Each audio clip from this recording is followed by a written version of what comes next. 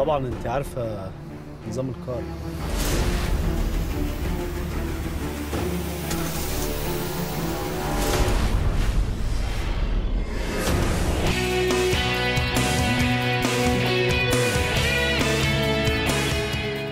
فيلم عشان بحبك it's basically بيتكلم عن the unconditional love to the unworthy أو بالعربي المحبة الغير مشروطة للي ما يستاهلش. الفيلم ده ربنا اداني فكرته من سنة ونص من قصة المرأة التي مسكت في ذات الفعل.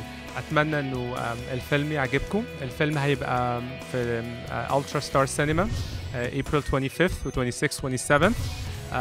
أتمنى إن هو يعجبكم، وحابين تعرفوا أي معلومات عن الفيلم ممكن تروحوا صفحة الفيسبوك it's facebook.com heaven films.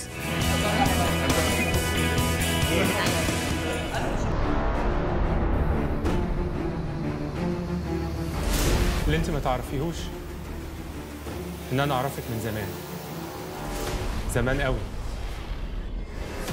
انا منى اصلا، انا اللي فيني مكفيني، ما انا عارفه انه يطلع لي.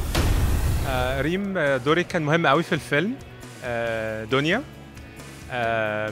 ايه رايك في الفيلم؟ ايه اللي خلاكي توافقي على الدور ده؟ انا بالبدايه لما عرضت علي القصه حسيت انه القصه موجهه إلي ولكل شخص بهي الدنيا. اكتر مشهد حسيت انه كان صعب قوي؟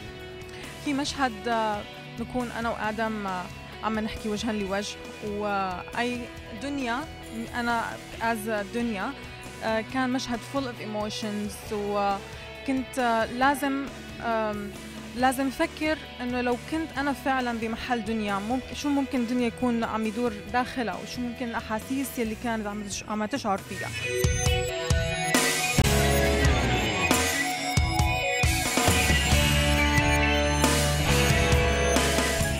من الأفلام اللي بتدي رسالة محبة ربنا للناس برغم العند والتوهان والبعد والرفض بتاعه بطريقة رمزية جدا. الفيلم ما يزيدش عن نص ساعة، وأعتقد إن ده المستقبل. الناس هتبقى عايزة الحاجات الأقصر.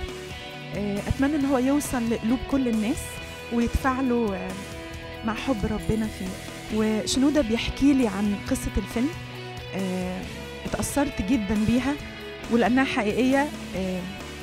ربنا اداني الكلمات دي بناء على الكلام اللي قاله لي شنودة عن قصة الفيلم علشان تقدم رسالة الناس.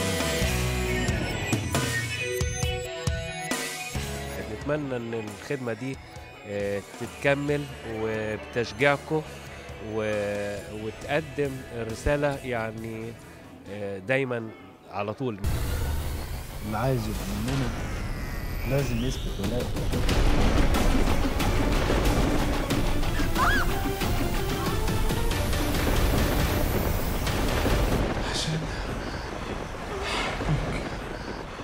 عشان بحبك يا دنيا